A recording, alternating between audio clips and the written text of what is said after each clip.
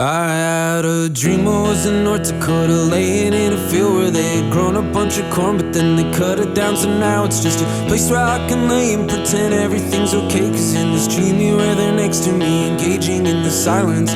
But there was a time when I was always on your mind, but now you just seem too preoccupied. I'm strung out of line. But I remember in November when we met at Connor's Cellar at a show. We liked each other's sweaters, so we traded for a while.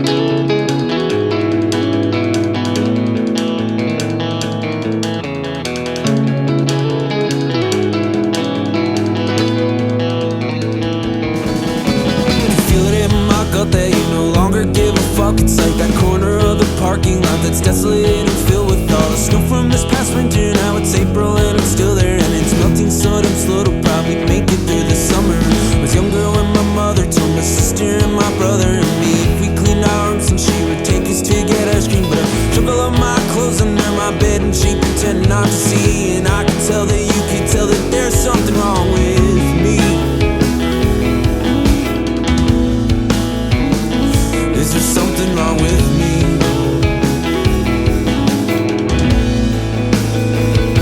But I don't wanna do this alone. I don't wanna do this alone. I don't wanna do this alone. No, I don't wanna do them.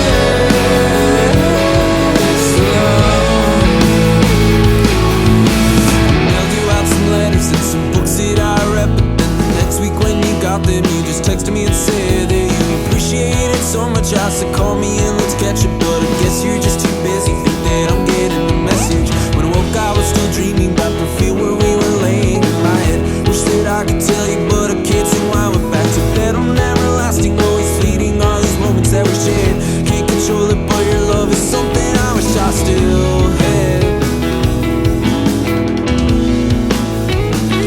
So I went back to bed.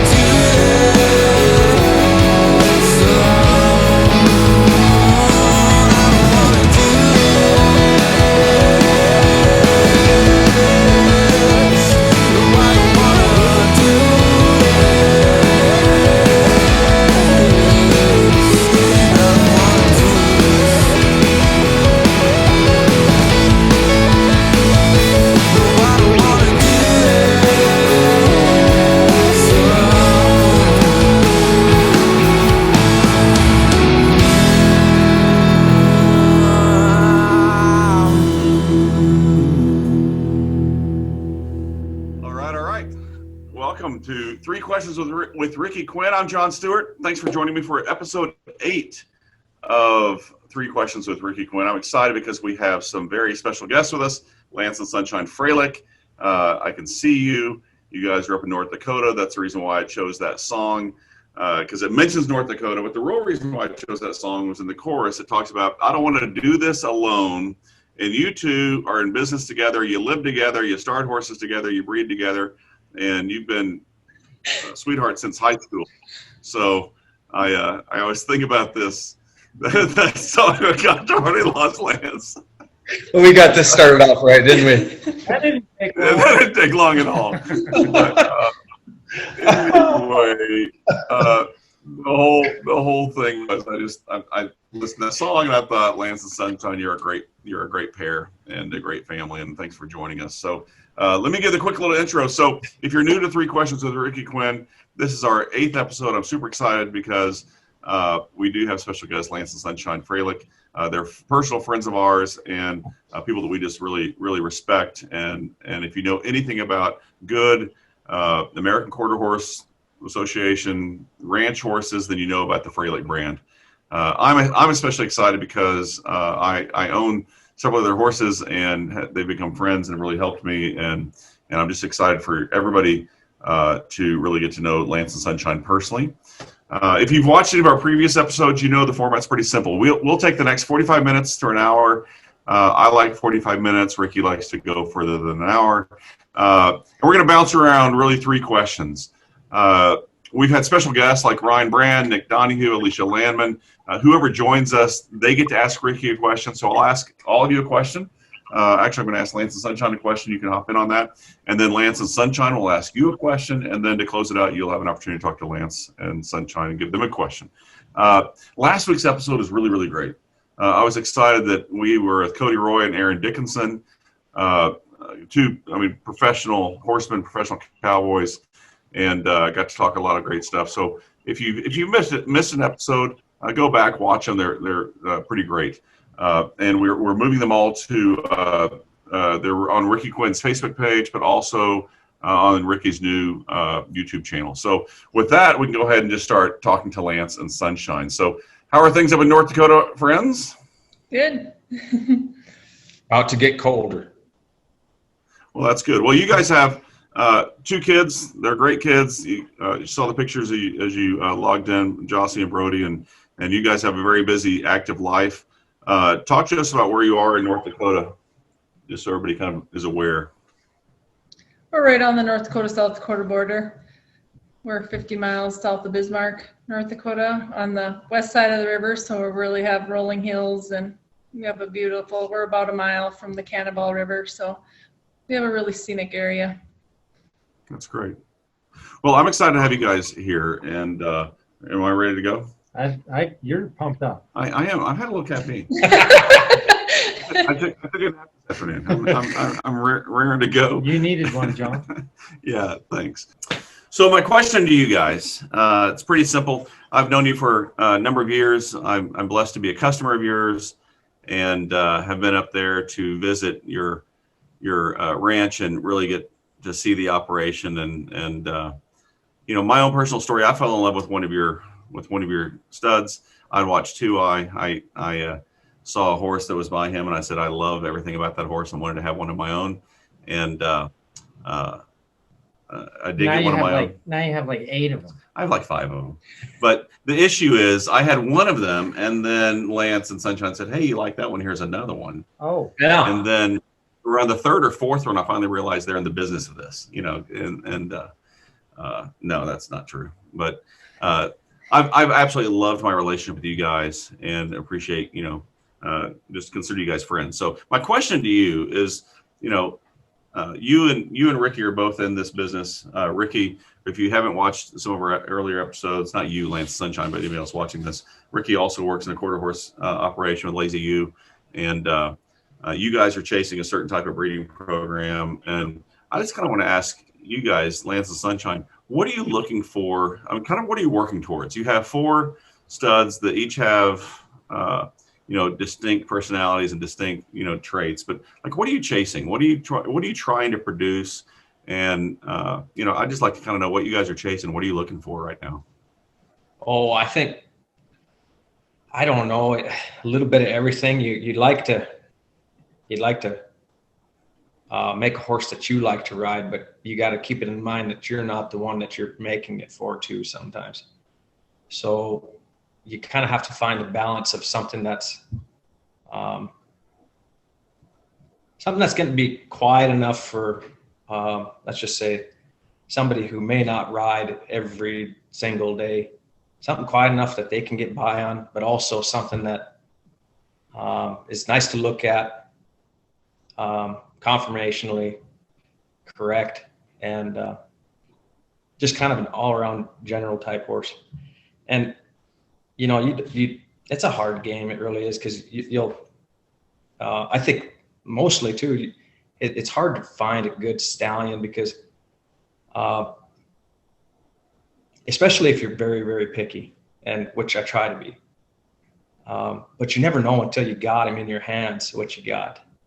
And even mistakes, if you made a mistake, you don't know what you got. It might take you 4 years, and you just kind of have to go with the flow. And if you did make a mistake, you kind of have to try to balance that with maybe something else. And every stallion we've had, we've ridden or started. So we know kind of what they're like. And, with our Dance and Rooster stud, it took us a couple of years to figure out what we could cross him with.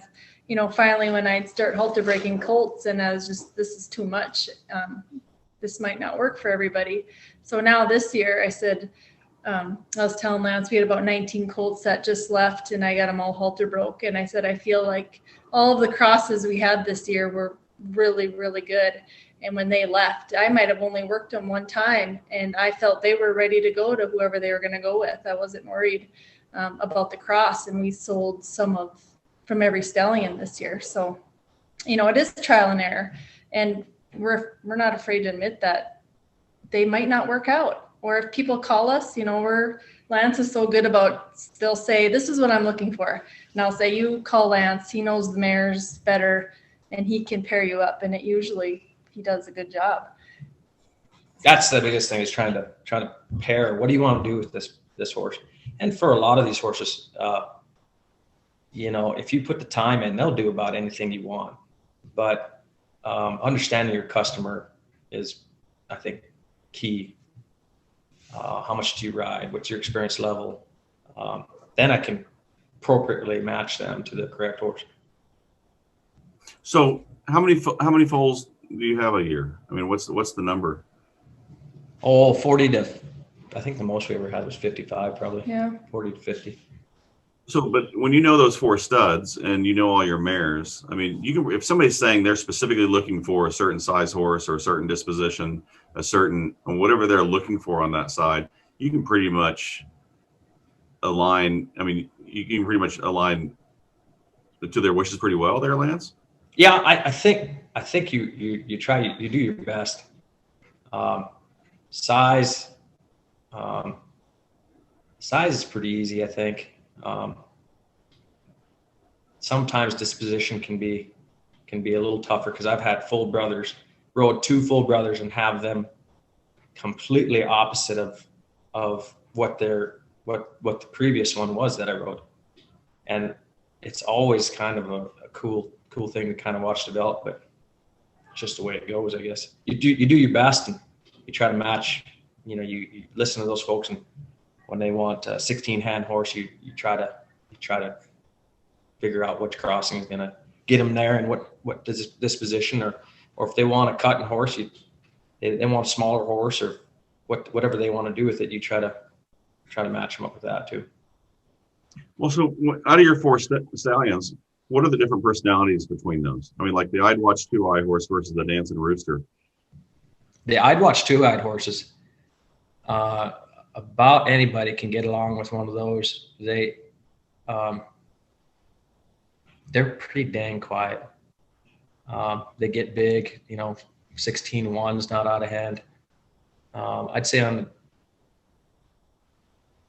normally, I think they'd probably get around that 15-2 to 16 hands, and pretty dang quiet, almost to the point where if you ever get to starting one and you ask them to move, they're concerned about, geez, this guy's been pretty good to me all his life. Now he wants me to move my feet. Oh, he never asked me to do that before. Or the roosters, they have a lot of life. They have a lot of forward, and sometimes too much. So you need to kind of reel them in. But that's the contrasting difference of those two. And then the 2 home race studs. And So if you were to do a rooster versus what I need, which is like I'd Watch 2. Well, like in what Lance and Sonny are saying too, the hardest, I mean, that's what I'm learning. They've been in it way longer than me, and the program I'm involved with isn't mine like it's theirs, right? Mm-hmm. And I remember Lance one time looking through the sale catalog of the operation I'm on. He says, I'm not really sure what the plan is. What's the plan? Like breeding and things like that. And I got the gears turning in my head, and kind of making a plan. And like when they're trying to create the type of horse that they're creating, I know that they can attest to this, but if you're out there just to try and chase calf horses, that's such a small market, or even cutters. There's so many cutters and so many. So really what I've learned through Lance and Froelich's deal is really they're trying to create a horse that everybody's going to like, right? It may not be the fraternity winner because it's really hard to produce one of those anyways. Mhm. Right? Yes. But they also don't want to produce a big lumber bedhead at the same time, you know, it's not going to at least be a little bit athletic and lively so that they're not spurring them along all the time, and finding that balance in what they're saying between mares and studs and all of this. And then the hardest part is as many mares as they have, I know this, it wouldn't matter what studs they use, they would get a couple of them that would fit a lot of people. It's just the way it is. Even if they get, the tough part is with these programs is you try to get the best studs, the best mares to fit all these different types of people. And it's amazing how many horses come out of there that aren't going to fit them. Wow. And you have great mares, great dads, the whole thing. And just for whatever reason, just God has his way and he creates a little bit more fire in that horse or a little more question, or some of them are legit bronchi. I mean, it's the way it is. Yeah, it is. And so and what Lance and Sonny are saying, and what I know we're trying to do is just create a big average, because you're not going to get them all the way you want them between crooked legs and who knows what to just temperament, right? And yeah, I mean that's a lot of. Well, it's interesting. Average would typically not be a good word, but in that situation, I totally get it. When you say you're looking for a good average, so that's dependable. And that when people know that they're getting that kind of a line of a horse or a Froelich horse. I mean, you guys, I know you hear whenever people say things, you know, I heard Brandon say one time in a clinic about, you know, Lance and Sunshine's horses hit the ground half broke, you know, and there's something to that. But that's, I mean, that's a great kind of average. You say that's what you're chasing. That's what I was kind of saying. That's, you know, that temperament. But everybody's looking for something a little different. For what, you know, and that's the thing that I will say this: nobody wants to buy a bronc. No, you just don't, unless you're in the rodeo field, right? Nobody wants to. which by the way, Yeah. from riding broncs. Wait a minute, I've seen him buck off a few times, like in the same clinic. I thought he was a bronc rider. But nobody wants one of those. Nobody wants something that's so hot-minded and takes things so personal that they are constantly jumping out of their own skin. Nobody wants that. Everybody wants a good-minded one. Like I'm lucky, these 3 horses I'm riding now, they're all out of the Lazy U program.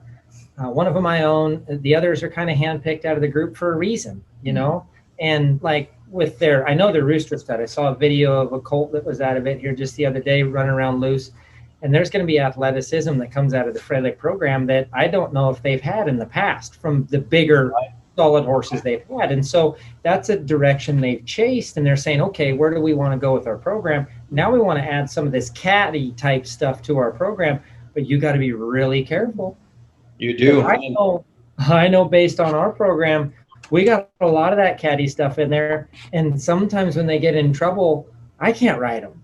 Mhm. Right. And so a lot of these people that might want to just buy a nice horse to get along with, and if that horse throws any questions at them, it's just difficult, you know. And so again, finding those horses and the best for your program, the average of it all, you know, like Rodney, that horse you ride of Rodney and how he hangs in there with you, you know what I mean, and all that would be a good example of average. And he's got the color and he's got the size, and you know, but I think they would agree. I think that they, you know, we've sold a lot of horses through the Lazy U program. And so far out of the riders, the horses that are broke to ride, we've sold a lot of them. I personally haven't had anybody ask me how they were bred yet. Mm-hmm. I haven't, not on the geldings. Yeah. And then the next one is they're more concerned with what their name is than how they're bred, unless it's a filly, and they're going to buy these fillies on the end of the lead rope, right, to use them as replacements. Then the breeding really matters, you know. So I think Sonny. I think this is what we've been wanting. We didn't want Lance on here anyway. Just move that camera right where. Oh shoot, he is back. She was doing the stare down on somebody. Oh, yeah. Lance, If you want to know if it's Lance Brody, left. he's over there It trying. might have been him. I'm not sure. Brody's trying to feed his face over there, and we're like, "Hey, Oh, gotcha. it's live." Potato chip. Yeah. Hey. Anyway, he's a wrestler and a bronc rider. He's allowed to eat. It's so what would Lance and Sunshine like to have a fraternity winner? Every horse breeder would, I think, would want a winner, because it helps. But at the same time for them, I think they have a lot sorted out to where they're trying to find the average to fit 98 out of 100 people rather than the 2 out of 100.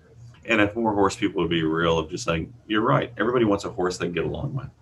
Including at the end of the day, that's what we all want. Is a horse we can get along Absolutely. with and build that relationship with. So, Yep.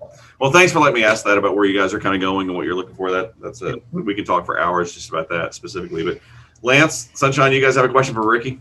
Yeah, straight down those lines too. So we're always looking for. As long as it's not too personal. Pretty well at those questions.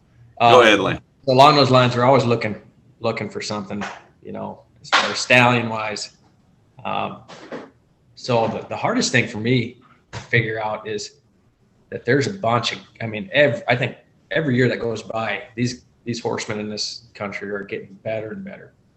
And so you see these guys riding horses for folks, and about anything they swing a leg over, they're damn good.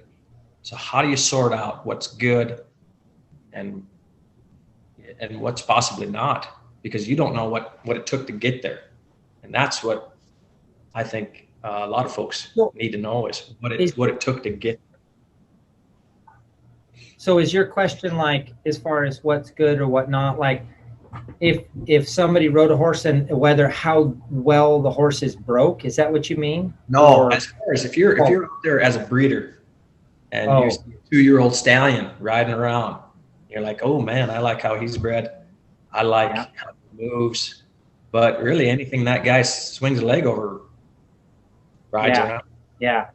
It's hard to sort. So I'm following you now. So Lance, you got enough experience. You know what a good one is. You do. You've ridden enough horses. You've been around enough, whether it's a mare, whether it's a gelding, or whether it's a stud. Both of you guys know what a good one is and what the average person wants, right?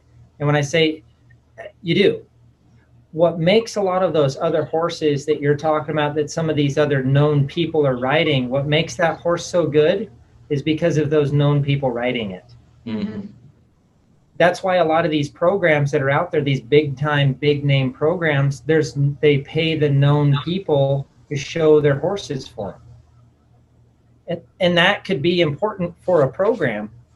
And I don't know very much about the performance world, but I don't know very many people that say that a performance horse barn makes a lot of money.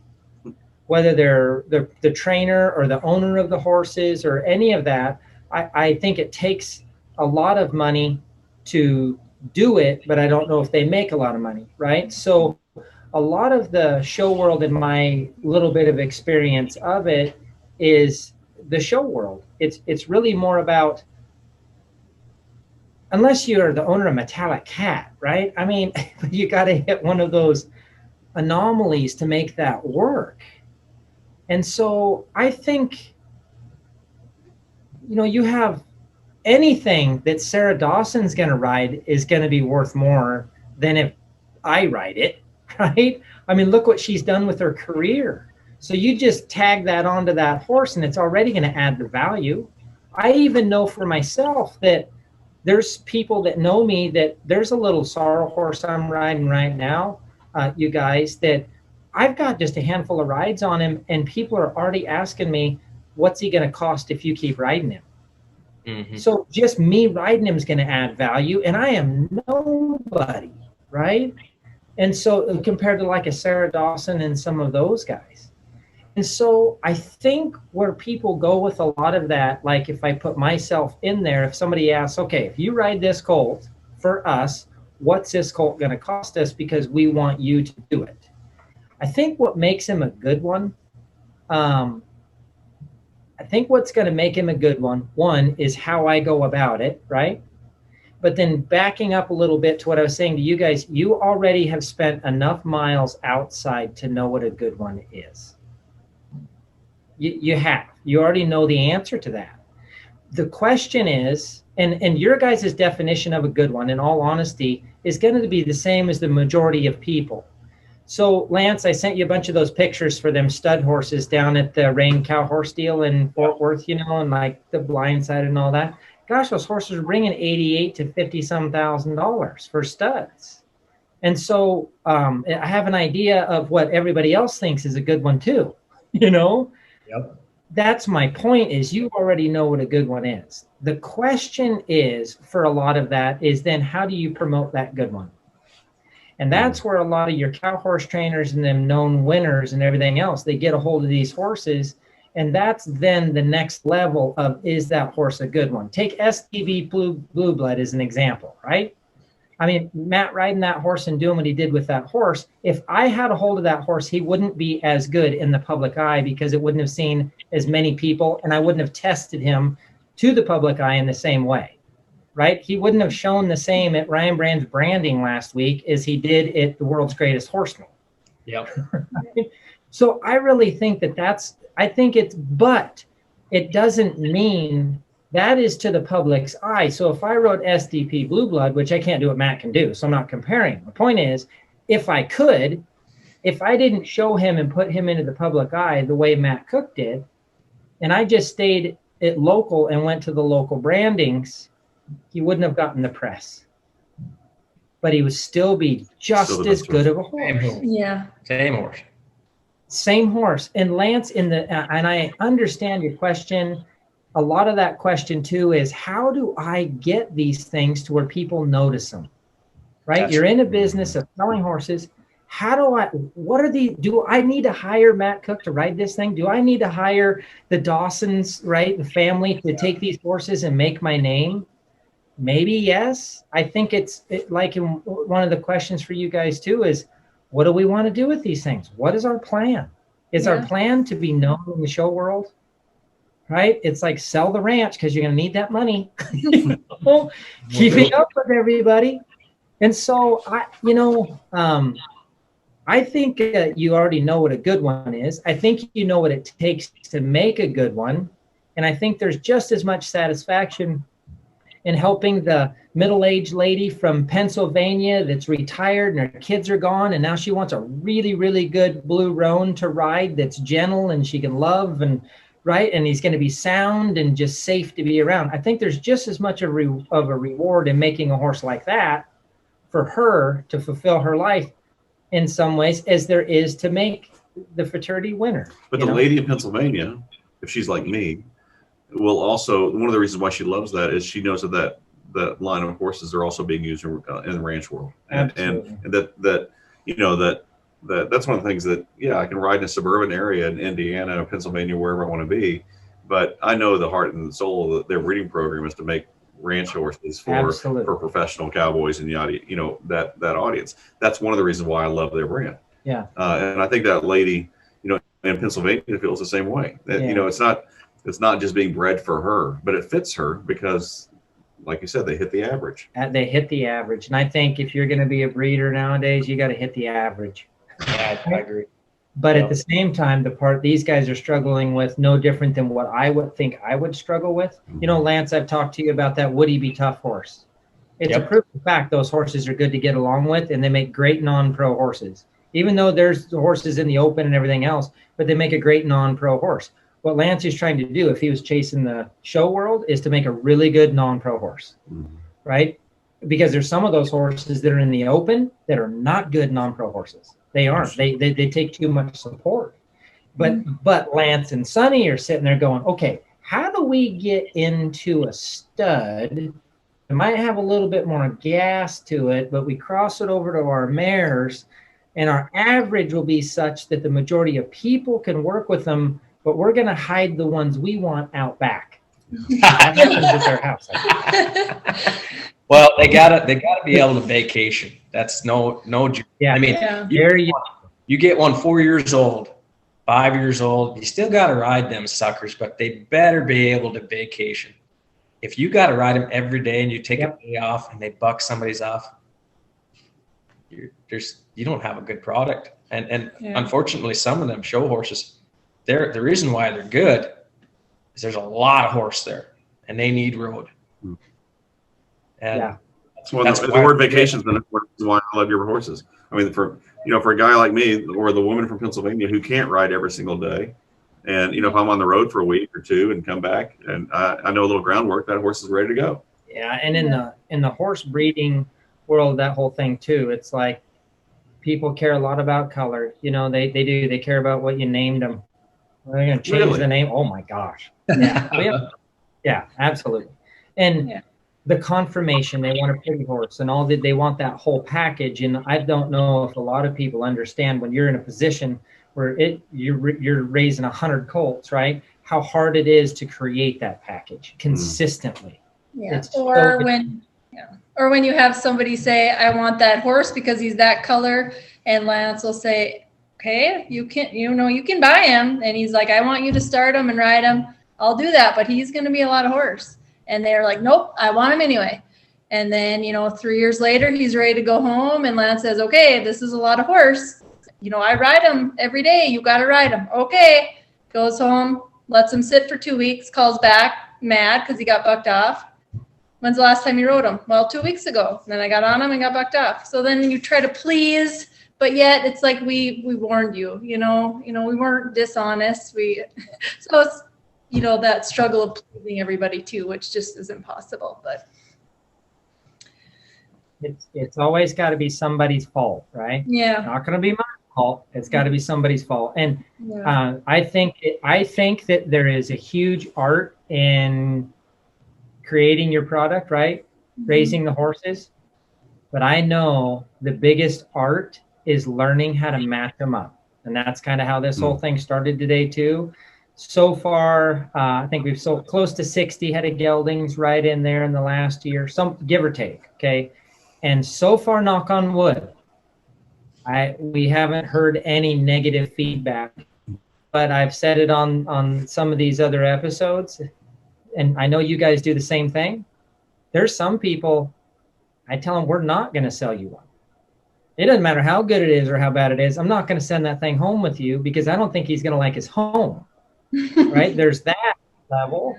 And then there's some people that they could just work through all of them, and be fine. And there's some people that are just like, I understand, but I'm not going to sell you that one. I'll sell you this one, but you are not going to get the blue realm. I'm sorry. It's just the way it is. But you have a choice over here. Some people that don't give a choice. Some people will give choices. Yeah. Some people I know can ride a little bit more horse and don't want to spend as much money. Because those, as you know, sometimes the best horses that are worth the most money, majority of people can't handle. So you got to sell them at a discount. And so a lot of those, the people that can handle a little more, you knock the price down and say, this one's a lot more horse, doesn't vacation well, but you can handle him, and here you go. So a lot of the art is just the relationship with the people. Yeah, I agree. Just trying to be as honest as you said that about being honest. You said about being honest. You guys, one of your points of your reputation, though, is you are so fair and you're so honest and you're so. Now that depends on who you talk to. Well, no, no, but they do. It's you realize too that you don't want somebody who, even though you told them that horse may not be the right fit for them, if they have a bad experience. I mean, I've seen you guys go over and beyond. Taking care of making sure that somebody's not saying negative things about you. And if somebody's not happy with the horse, you guys figure out a way to make it work. And a lot of people, that's the difference. No, but that's the difference between a lot of the breeders versus just people who are selling horses to just get rid of it. But I think that's one of the things that's great about you guys. Just I think Rick would agree too. That one thing you hate about the horse industry is there can be a lot of shady shit that goes on. And God dang, if you could just get honest and I think you'd gain more than you'd have to lose. I mean, sometimes you're going to have a horse that may not be completely sound. Maybe he's got a little hitch in him or something like that. But if you're honest with folks and they know it going in, shoot, everybody's happy. Maybe they don't need a completely sound horse. They just need one to go pop down the trail. Yep. Well, there's a lot of hungry people who are dishonest. And that's what ruins the whole. Yeah. people get burned. Honesty. And then the other part is that I know a relationship I have with Lance and Sunny is I got a phone call. I don't know what it was, Lance, a year ago or something like that. I got a phone call, and I know I've done the same thing for them, but got a phone call from a lady who she said, yeah, Lance Froelich sent me your way. And that is something you don't usually hear about. Two different, I'm not the one, I'm a part of Lazy U. It's the Olson's program, right? But with that, you don't usually hear about two different people that raise horses sending each other to, usually they're trying to get the customer and make the money, but he didn't have what the lady was looking for at that. He had horses and he probably could have sold her one, but he just knew the fits weren't right. And so he sent her my way, and I still didn't get a horse sold her to her. But my point is, you don't usually hear too much about that crossover. Usually it's a little bit more, this is my clientele, this is my thing. And I know that I know that Lance and Sunny have a lot of horses out there, and I see a lot of them all over the United States. I do, all over the place. I get to ride with the people that own those horses, and knock on wood, I haven't seen any horses give people much trouble. I just haven't, And so that's why then I'll send them up there to North Dakota. If we don't have something south, I send them up there to North Dakota. Yeah. Well, do you have a question for Lance and Sunshine? It's your turn. Yeah, I do have kind of a fun question. And kind of scared for some reason too. Yeah, I'm a little nervous too. Why does everybody think that way? My God. Because we've been on the receiving end of your questions. Oh my gosh, yeah. I'll stay at it. Okay. So my question would be, the program that I'm involved in, it used to be, they did it for like 20 years or something, a production sale, long time. And they're whether they bought some and added to it, horses that they raised from weanlings to yearlings to their product that they started and rode and everything else. And they do that production sale every year. And we kind of got away from that, stopped doing the production sale, and we're selling private treaty, right? And private treaty is what you guys are doing today. And I prefer the private treaty because I get to handpick who owns a horse. I get to control the situation a little bit. And that's one reason I got away from the production side. Two, it's one sale a year, one paycheck a year. You don't know who's going to show up. COVID's here. You know what I mean? The risk you take, on not getting horses sold. And now I hear through the grapevine, you guys are rolling into the production sales side. I think you're crazy. I'm just wondering, because you guys have been so private treaty, that you guys are rolling into the production side. Number one, I want to bring some horses up. And number two, why are you guys going that route instead of going private? Go ahead. How we started. Okay, so we started at having a sale. For how many years? I don't know how many years. I think this is their 50th year, I think. No, more than that, 50 or 60th. Anyway, so we were part of a sale for a long time. And it is kind of stressful. And anyways, it was a family deal. It didn't work out. So we just kind of went out on our own and started selling these horses privately. And it's been good. But the pain in the butt, mainly why we're switching is because we live 65 miles from anywhere. And our vet has to travel every time we sell one of these suckers. We got to get blood drawn and, health done and line up transportation for this bugger. And it's happened numerous times where he drives out of the yard. We get a phone call 2 hours later and we got another one to go. And it's just the ruralness of where we live, which, a lot of people are rural, but that's the one downside to this private treaty deal is that, God dang, he's got to come in and out of here. Our vet does. And especially having 40 colts and, for the first, this is our 10th year of private treaty. So the first few years it was hard, it was tough. So then we'd have, we might have only sold 15, maybe 10. And then I got 30 colts running around. Then, they're in a lot. And then May 1st, we turn them out to pasture. Of course they're going to get wire cut. And, you know, you have all that risk to having these babies. If I could just have 2-year-olds and older, we probably wouldn't go back to a sale. We would, because they'd be sold. But it's the baby aspect of it that it'd be nice to have them all gone in a day, or 90% of them. There's a lot of risk in the little ones, isn't there? Mhm. Oh, yeah. There's a lot of risk at any time, but especially. They can be in a padded room and cut themselves. Yeah. How they can wrap them with bubble wrap, and they choke on the bubble wrap.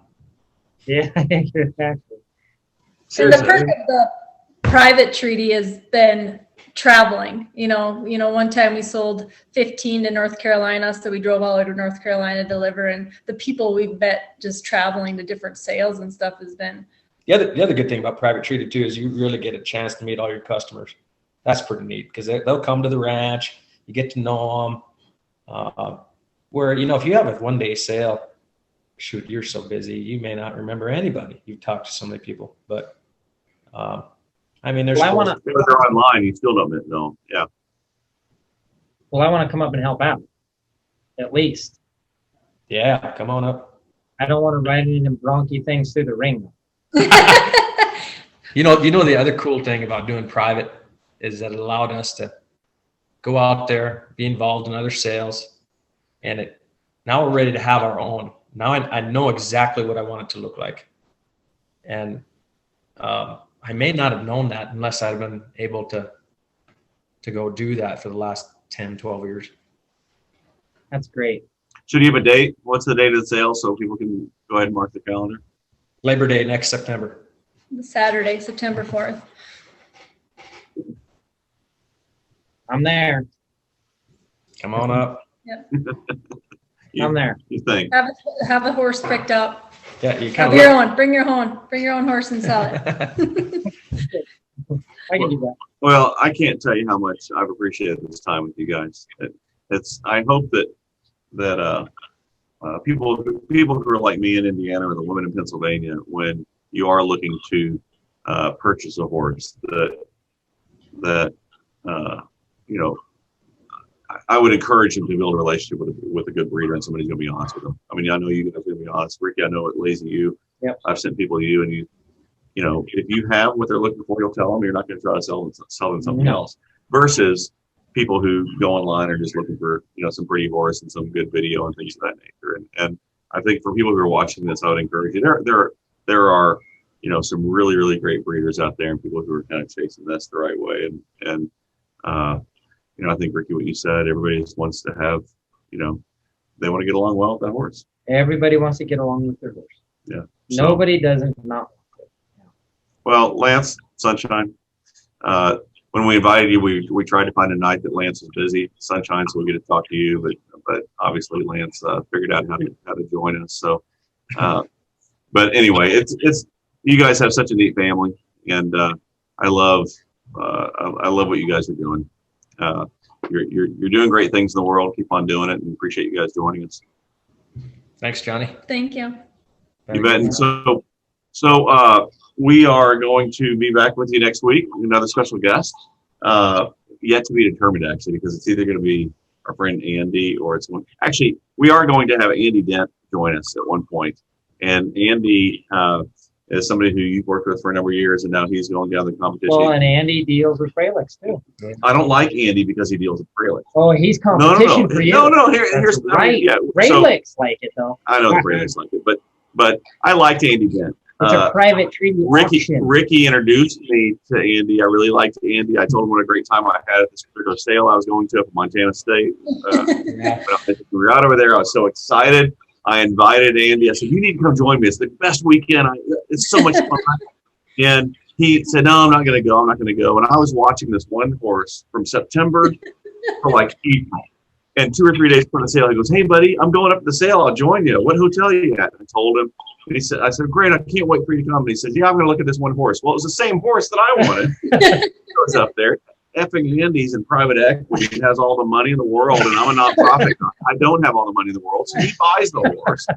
And that's when I first met you guys, because when I first bought my horse, I didn't have a chance to meet you. So I show up. That's where we met the first time. And that's where we met. And Lance felt so sorry for me that I had been following this horse online. I was so excited. I saved my money. I knew I was going to buy it. He gave, see that hat he's wearing right there? Zip your head down there. He gave me one of those hats. So he paid a lot of money for a horse. I get a free hat. Nice. So I think I'm the winner. Hey, Nice. she ended up stifling herself, so maybe you got the better deal. I don't know. Well, she wouldn't have with me. Yeah. She'd be vacationing well. But anyway, so it's either going to be Andy or we're trying to get just a farrier that is really on, is a friend of Ricky's and now a friend of mine as well. But Yeah. Tommy Kilgore, we're trying to get Tommy scheduled really to talk about just, I mean, he's doing some really cool stuff around being a farrier. And I think one of the biggest things that interests in on horses, wherever we live, it's always what's our relationship with our farrier like, and do we have the right farrier for what we're doing, and just everything about that. And Lance, you and Ricky both know that because you also, you know, you can do that work yourself. So you appreciate it when you see somebody who does it at another level. Yeah. And Kilgore's doing some stuff that's really cool. So Yep, absolutely. so we're going to try to get him on. So anyway, if you're going to join us next week. I'll put the information up on Facebook so you can see it. And Lance and Sunshine, thanks again for joining us. Appreciate you guys. Okay, thank you. All right, see you See guys. ya. Bye. Yeah.